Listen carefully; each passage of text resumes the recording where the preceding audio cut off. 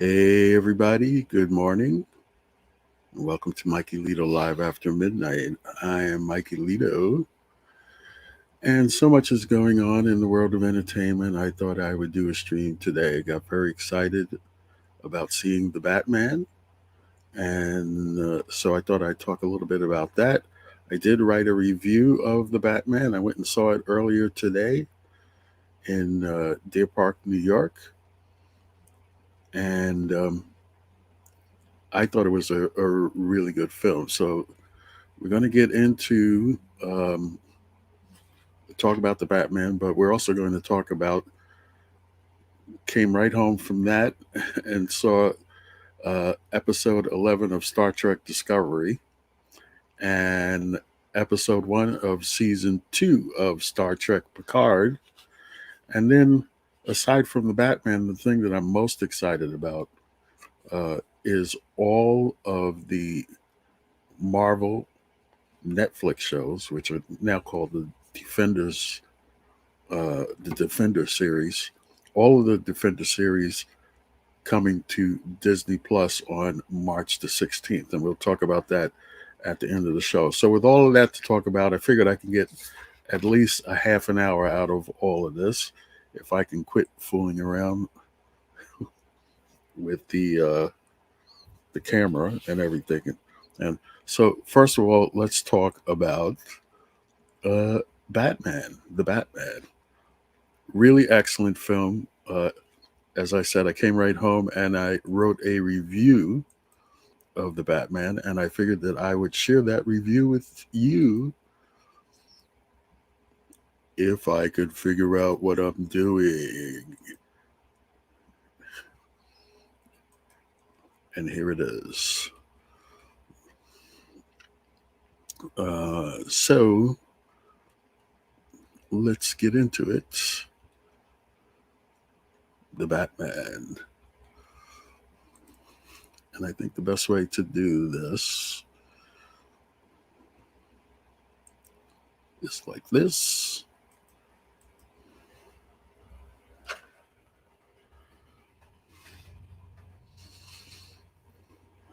So, it's been a while since I highly anticipated a DC movie from Warner Brothers. Yes, I'm one of those people. I'm one of the people who enjoyed Zack Snyder's vision of the DC extended universe. Man of Steel is my favorite version of the Superman story. Henry Cavill and Amy Adams are my favorite Lois and Clark. Wonder Woman's introduction into the DECU was executed by Snyder, and we all saw what could happen to Wonder Woman when Patty Jenkins was left to her own devices. Likewise, Aquaman's initial outing was engaging under Snyder's leadership, and while I don't think it's worthy of an Oscar, Zack Snyder's Justice League was superior over the Joss Whedon version. Let's not forget what Todd Phillips did with Joker when he was left alone by the studio. Really fantastic film. I enjoyed that too. Oscar award winning director Ben Affleck initially was going to write and direct The Batman, but for whatever reason, dropped the assignment and the role. Enter a director and a composer from the J.J. Abrams Bad Robot tree, and ordinarily I wouldn't be excited about who took over the excitement. Uh, the robots at Bad Robot, they're really bad. Uh, Matt Reeves and Michael Giacchino are no ordinary descendants from the Abrams tree, however. Reeves directed Cloverfield, America's own kaiju movie, and Giacchino wrote the score, which consisted only of the end credit sequence, which was the tune Roar. Reeves also directed the reboot trilogy of the Planet of the Apes, and Giacchino scored the final two films. Make a note, punctuation. So Reeves and Giacchino have outstanding credits to stand on, independent of Abrams, and they can add a solid outing in The Batman to add to their accomplishments. Now, if you're wondering why I mention Giacchino almost every time I mention Reeves, the score as far as I'm concerned, added powerful impact to the words directed and co-written by Reeves, with Peter Craig credited as the other screenwriter. The score really just caught me right from the very beginning of the movie. Uh, it established a pounding pulse, and it just really took me into the movie the way that Reeves wanted it to be. When people talk about the DCEU, they emphasize the extended universe portion of that initialism. It's important to remember that DC stands for Detective Comics, the publication which introduced Batman in issue number 27, dated May 1939. Thank you, Wikipedia. Reeves hasn't forgotten. He has given us a neo-noir detective story from beginning to end, whereas many previous directors have given us dark and moody stylings of Gotham City. Reeves and his design team have given us a Gotham that's an amalgam of New York, Chicago, Los Angeles, London, and several other cities. At times, the film reflects the daytime essence of those cities, yet still maintains the dark and moody atmosphere in which Batman and Jim Gordon are destined to operate. I thought the production design, the art direction for this film was superior. It was really, really excellent. Some trepidation was raised about Robert Pattinson playing Batman. I don't write spoilers, but I will say this: Pattinson is Batman, just Batman. There's a reason why the word Batman is so outsized in the credits and marketing materials. The former Twilight star plays the role well. Andy Serkis is Bruce Wayne's faithful butler, Alfred Pennyworth, and Zoe Kravitz gives a wonderful performance as Selena Kyle, also known as Catwoman. However, throughout this movie, and I can't emphasize this enough, Batman's loyal partner, don't know why I said Bruce, Batman's loyal partner is Lieutenant Jim Gordon, who's marvelously played by Jeffrey Wright. I really enjoyed him in this part. Gotham City is plagued by a series of high-profile killings, beginning with its mayor. Over the objections of some policemen and the police commissioner, Gordon brings Batman into the investigation from the very beginning of the film. Several elements of the Batman mythos are just presented as facts. So there's no explanation of the bat signal or why Batman and Gordon are so close. It's just that's the way it is. And I was perfectly fine with that. I had no problem with that whatsoever. The story presented by Reeves and Craig is populated with a couple of familiar characters from the Batman mythos. The Riddler and Penguin are in evidence, played by Paul Dano and Colin Farrell, respectively. I kept trying to figure out who was playing the Penguin. For some reason or another, I thought it was Robert De Niro, but it was Colin Farrell. He was fantastic. There are several other baddies in the story. Peter Sarsgaard plays D.A. Gil Coulson, and who doesn't love a performance by John Turturro? I loved him in this film. He played Carmine Falcone. Now, a lot of people that watch comic book films, they're totally into the comics. I'm not so much into the comics. I just, whatever I take out of the films, I take out of the films. So I saw Carmine Falcone in Christopher Nolan's Dark Knight trilogy, and he was back in this film. Reeves' Batman does not suffer from comparisons to Nolan's trilogy. I'm eagerly looking forward to the next installment. So you might wonder, with all the glowing praise that I've given to this point, why does this movie get an 8 instead of a 10? There's too many things going on in this movie, too much plot. There's a lot of plot in this movie. This is a movie very similar to Twister in the sense that there's so much plot it could be in a second movie, and that's a lot going on and a lot that you have to keep track of which is why the film is like 4 minutes short of 3 hours. Nothing to worry about because I don't think you'll be looking at your watch too much. I think I may have looked at it once. A lot is going on. A lot is going on. And you'll have to pay attention because Reeves doesn't necessarily explain things up front in a fashion that you'll understand what was going on. The first couple of minutes, I'm going like, what what is happening here? But by the end of the film, it totally made sense. So there's an interesting twist on the Batman origin story. I saw a lot of comments ahead of the film premiering where people were questioning, are we going to see the Waynes getting killed again and what have you. Reeves did a completely different interpretation. Excuse me, just drank a cup of coffee. He did a completely different interpretation of Batman's origin story, and I really liked it. It's really impressive. So anyway, the Batman is rated PG-13. It's not rated R. It's rated PG-13 and these are the words of the MPAA: strong, violent, and disturbing content, drug content, strong language, and some suggestive material. The rest of the words are mine. It's a solid, very powerful movie that you will want to watch multiple times. It's playing in IMAX 2D and other formats, and it's available only in theaters right now. So if you use stars, I gave it 4 out of 5 stars.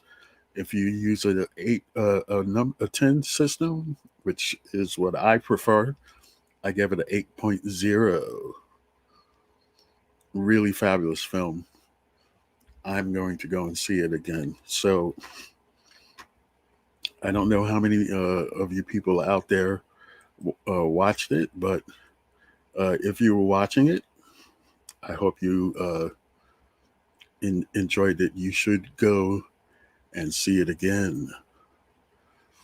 So that was the Batman. And then I came home and I knew Star Trek Discovery was going to be on. And I wanted to write the review that I just read about the Batman because I know that's what everybody was going to be talking about. But of course, I know that we're also going to be talking about Star Trek because we had 2 Star Trek shows that we wanted to see tonight. One was Star Trek Picard, which the second season premiere was tonight. And that's the one that Paramount Plus is pushing. So, of course, I decided to watch episode 11 of Star Trek Discovery first. And it's all about the DMA, the dark matter anomaly. And tonight's episode 11 was called, I think it was Rosetta. So, sort of like the Rosetta Stone. So, they're trying to confront the idea that Burnham has to figure out everything for the Federation. And I'm going to bring this up later when we talk about Picard, because these 2 shows affect each other in a way that as far as I'm concerned, Paramount is really not thinking a whole lot about. But anyway, so Burnham gets a couple of members of her crew, including Saru, who is the first officer on Discovery. And the president of the Federation questioned that. It's like, why are you and the first officer going on this away mission or whatever? But they're going down to this planet that they think that the 10C, which is the alien group that has created the DMA, they're going down to this planet in order to find out uh, if they can know some things about the people that created the DMA, so that when they make first contact, they can talk better uh, or speak better. And the president of the United Earth, like, she has a problem with this plan. It's like, no, we should be going and directly talking to these people and not dilly dallying down on a planet and what have you. And they get into a big discussion. And meanwhile, Booker and his friend, I don't even remember the guy's name. I absolutely hate the character. He's irredeemable. He's completely irredeemable. And uh, Booker and him come up with this plan to fool Zora, uh, which is the computer on the Discovery, to fool Zora into thinking that their ship is not attached to Discovery. And Book goes to Discovery to try and convince the United Earth president, general, whoever that she is, to be on his side along with the other goof. And meanwhile, the irredeemable character, he takes Tig Notaro's character hostage while Booker's away talking to the United. Anyway, Burnham and her away team think that they have figured out uh, a way to talk to 10C. Now, one of the things that I found interesting about that was Saru. He used to have those things that indicated danger and what have you, so that when they went down to this planet, and he was kind of like freaking out and what, it wasn't until much later that they even brought up the fact that uh, his biology was different than the rest of the crew, and maybe that's why he was going through some of the things that he was going through. And it was something that I thought of almost immediately, but it just totally ignored that. And then the other thing that bugs me about Star Trek Discovery is they're using the same kind of technology that Lucasfilm uses for The Mandalorian and the Book of Boba Fett, which is the volume. They call it something different, but it's essentially the same technology. Everything on that show looks like it's on a stage, looks like it's on a circular stage. Nothing really looks realistic. They really need to use practical effects a little bit more. So they're either on a circular stage or they're running down corridors. And I'll get to running down corridors when I talk about Star Trek Picard in a minute. So, anyway, uh, Burnham and her team, they figure out uh, uh, that they think that they have a way of talking to the 10C and what have you. So, next week's episode 12, apparently they're going to have this first contact mission. I mean, what do you really expect to happen? Of course, they're going to figure out uh, what's going on and what. But it's like, is Booker and this goof that he's running around with, are they going to create all kinds of problems? We'll see. Is next week like the last week of Star Trek Discovery for this season? Because I'm really tired of it. I can't take it. Star Trek Picard, on the other hand, which I watched after Star Trek Discovery, it kind of got an interesting start. Picard is back at Chateau Picard, and He's talking to the Romulan woman that he's been sharing the house with, and apparently her husband is gone, and the Picard is making googly eyes at her, and they almost kiss, and then they don't kiss, and she decides, well, now Laris is her character's name.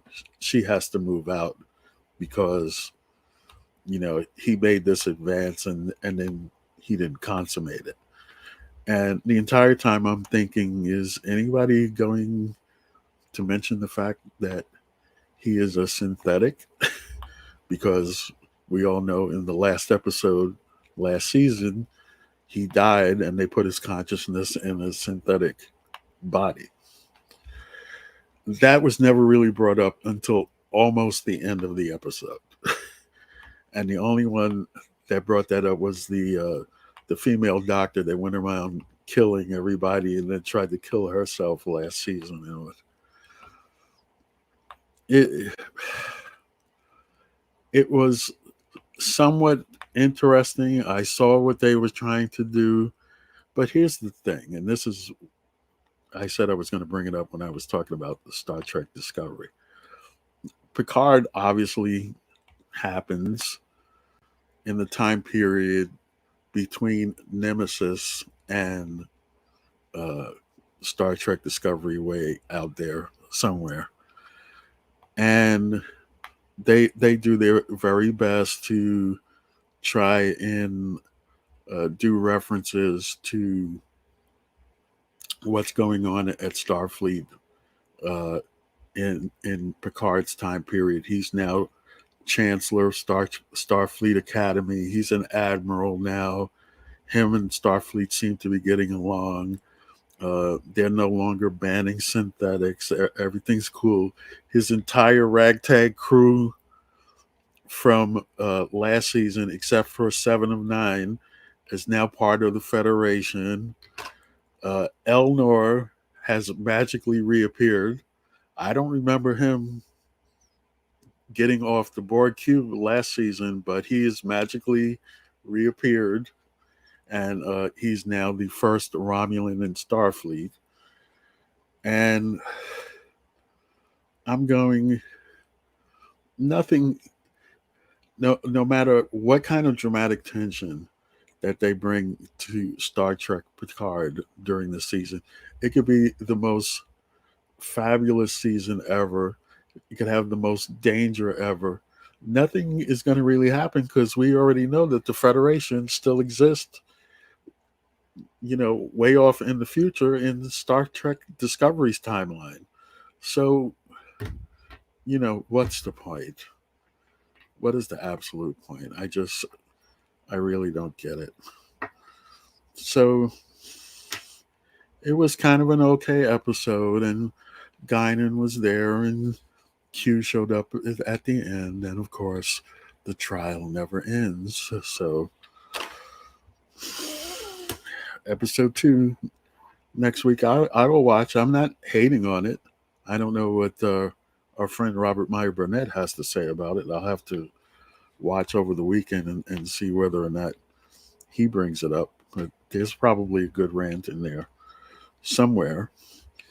And finally, something that I am, I guess, excited. I shouldn't say I'm super excited about it. It's not at the same level as the Batman. I was excited to see the Batman.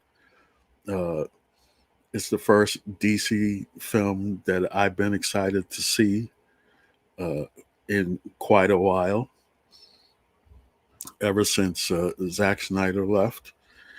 Um, Marvel's Netflix shows. Their Netflix's license ran out on the shows at the end of November. So all of the shows left Netflix on Monday, which was February the 28th. Now, here's the thing. I had been watching Jessica Jones before any of this got to be a discussion, because we're kind of in a lull, waiting for Moon Knight to start up after Hawkeye finished. And since uh, Daredevil showed up in Spider-Man No Way Home in December, and Kingpin showed up on the Hawkeye series also in December, I was kind of having MCU withdrawal. So I just decided to watch Jessica Jones. I just felt like watching Jessica Jones, and I watched the first season of Jessica Jones all over again, and just marveled, forgive the pun, uh, at how good that first season of Jessica Jones was. So I just figured, well, okay, I'll rewatch the Marvel Netflix shows while I'm waiting for Moon Knight to come along. And then all of a sudden, they made the announcement that the Marvel Netflix shows, the Defenders shows, all the Defenders characters were leaving Netflix at the end of February. And of course, everybody assumed that the series would be moving to Disney Plus. I kind of assumed they were going to move to Hulu because it wasn't really like Disney Plus type material. Well, after the shows moved, and Disney Plus Canada had already announced that they were picking up the shows on March the 16th. After the shows left Netflix on Monday, Disney Studios announced that, we have comments. Who is joining? Ellie in Vegas. Did you already talk about the Defenders? No, I'm talking about them now, Ellie. I'm just starting to talk about them now. Uh, those shows, I really enjoyed all the seasons of Jessica Jones. Like I mentioned, I had just finished rewatching uh, the first season of Jessica Jones, which I really enjoyed, and I was getting ready to watch the second season. And then when they announced that they were leaving Netflix, then it was like, okay, well, I'm a jamming at least the first half of the season of Luke Cage because that was the part of the series that Mahershala Ali was on when he was playing Cottonmouth. And so I think I did that Sunday and Monday. And it was like, well, I don't really know when they're going to pick up. Oh, I've been visited by the evil Russian bot, have I?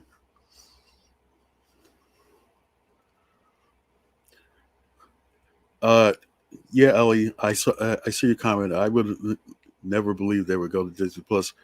I really didn't think that they would either. I really thought they would end up on Hulu, which is no big deal for me because I have the Disney bundle. But apparently, uh, overseas in Australia and the UK and various other things for Star, they have the Disney Plus. Um,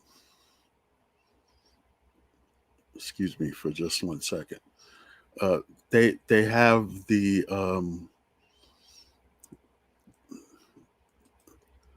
parental controls for the Defender series, so they decided to bring those controls over to the U.S. and now all of the shows plus Marvel's Agents of S.H.I.E.L.D. are going to premiere on Disney Plus on March the 16th, which I believe is a Wednesday, because most of the Disney Plus shows premiere on a Wednesday.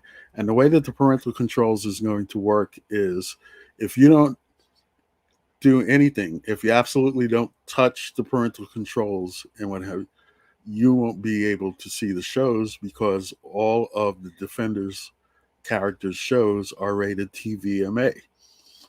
And the way that they are implementing parental controls in the US is if you don't do anything, then you're just going to be with the, I think it's like TVY7 or whatever. So basically, you get the kids shows.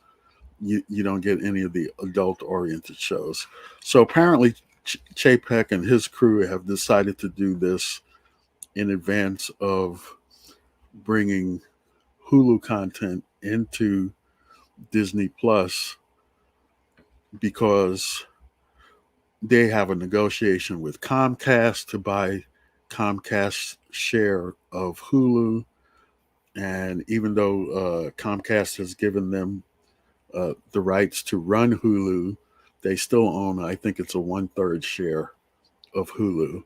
And I think it's not next year, it's 2024 uh, when either Disney can buy them out or Comcast can sell themselves out.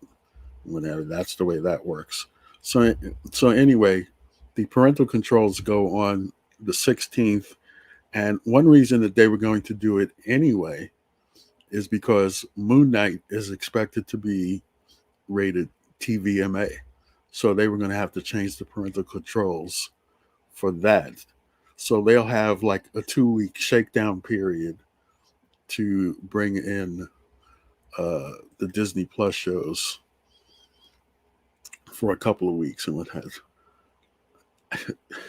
Uh, Ellie, I did see that Deadpool that you're talking about, Deadpool, and you know what, I really trust Kevin Feige, so he said that Deadpool was going to be rated R, and he really hasn't given us any reason not to believe him, other than uh, I love Andrew Garfield and I love Tick Tick Boom, but I actually bought into him going all over the place saying, "Oh, I'm not gonna be in No Way Home. No way, I'm not gonna be it." And so now I don't believe anything that anybody says about who's going to be in this or who's going to be in that. Just like Patrick Stewart said that uh, he would never do the Professor X character after dying in Logan, and now he's going to be in the Multiverse of Madness with Doctor Strange. So all of that is crazy. So I'm looking forward to the Marvel Defenders shows appearing on Disney Plus, and I will be watching the rest of Luke Cage and certainly the rest of the seasons of Jessica Jones, and I'll probably get into the other series as well. And then I know a lot of people have been watching Agents of Shields on. Will they recast Iron Fist? I think a lot of people, Ellie, want them to refocus Iron Fist on Colleen Wing and the actress that plays her, Jessica Henrich. Um, I, I don't really know exactly how they're going to do that. I'm up for whatever Kevin Feige wants to do. Uh, because he hasn't really disappointed me. I know he's disappointed a lot of other people, but I think part of the problem that people don't grasp is that a lot of uh, none of the content in the Marvel Cinematic Universe is necessarily exactly the same as what is in the comic books. They use what's in the comics as uh, a basis for writing the stories that they use in the Marvel Cinematic Universe. And as far as I'm concerned, just about everything that they've done has worked. There isn't really one series that's completely disappointed me. The MCU television series, they focus more on character work as opposed to action, and I think a lot of people are looking for the same kind of action set pieces in the TV shows that they get in the movies. And that's not really what the TV shows is about. the TV shows are more about developing characters. They're giving a lot of the characters that didn't get a whole lot of play in the movies. They're giving them a lot of attention in the television series. So uh, I'm really been enjoying that. Finn Jones was just a bad fighter. I, ju- I just didn't believe his character and what have you. And some of the series like the Black Panther series and the Falcon and the Winter Soldier series has motivated me to want to go back and read the comics. So I don't really know what what kind of character Iron Fist was in the comics, but I just didn't find that entire series believable. I mean, it was treading some of the same ground as Shang-Chi, and Shang-Chi did mystical a lot better than uh, Iron Fist did. But I mean, out of four character series, they basically got three right. Plus, they got the Punisher right. So I'm not complaining. They need better writers, and hopefully, they bring back most of the same cast because I really like the cast in most of the series. Um, I don't know if they're going to bring Claire Temple back. I, I've been wondering about that, especially since I was rewatching the older shows. But we'll see. So anyway, Ellie, I appreciate the fact that you tuned in.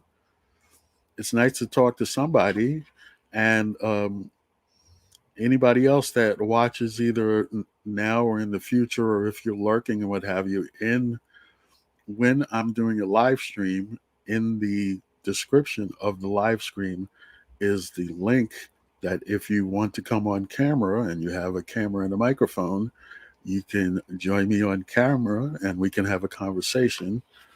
And that will happen while I'm live. You stay safe as well, Ellie. Take care and enjoy. I love Vegas.